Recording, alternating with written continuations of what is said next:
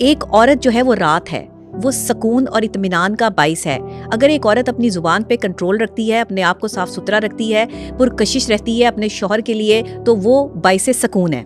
اور مرد روشنی ہے جس کے بغیر گھر جو ہے وہ نامکمل ہے. اگر وہ روشنی نہیں ہوگی نا تو گھر میں جو ہے وہ آپ کو اندھیرا ہی ملے گا ہر طرف.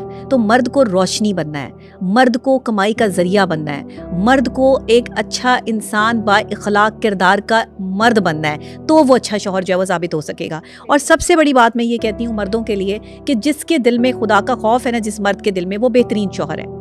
جس کو یہ احساس ہے کہ میرا رب مجھے دیکھ رہا ہے، اگر میں نے اس لڑکی کے ساتھ کوئی بھی زیادتی کی اپنی بیوی کے ساتھ، یا میں نے گھر والوں کی باتوں میں آ کے بیوی کو جو ہے وہ غلط تصور کر دیا. جب آپ شادی شدہ ہو جائیں تو آپ پر یہ لازم ہے کہ آپ ماں باپ کے ساتھ اپنی بیوی کی بھی عزت کروائیں.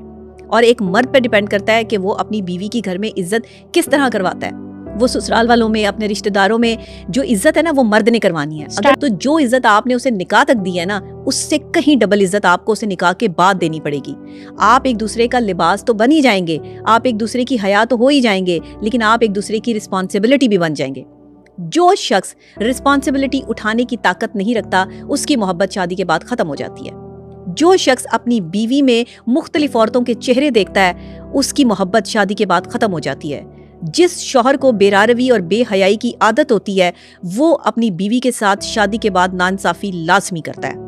وہ عورت جو بے حیا ہے، جو با پردہ نہیں ہے، یا جو مردوں سے بات کرنے کی شوقین ہے، یہ عورت اپنا گھر تباہ کر لیتی ہے. دوسرے، ہمیں کتابوں سے بھی یہ بہترین رہنمائی ملتی ہے کہ میاں بیوی ایک دوسرے کی جب تک عزت کرتے رہیں گے، محبت قائم رہے گی. زبان سب سے بڑی جو ہے وہ چیز ہے. میاں بیوی کے رشتے کے درمیان میں زبان، بہت ساری جگہوں پہ خاموش ہونا پڑتا ہے. بیوی کو غصہ آ رہا ہوتا ہے، شوہر اس کی مرضی کے مطابق نہیں چل رہا ہوتا، وہ دیکھ رہی ہوتی ہے کہ وہ دوسری لڑکیوں سے باتیں کر رہا ہے، وہ دیکھ آپ کو خاموش ہونا ہے، آپ کو ہونا پڑے گا خاموش. اگر آپ لڑیں گی جھگڑیں گی، آپ کو کوئی ایسی اسٹریٹجی اور پالیسی جو ہے وہ بنانی پڑے گی جس سے آپ اپنے شوہر کو اس جنگل سے نکال سکیں. عورتوں کو بھگانا ہے، خود نہیں بھاگنا.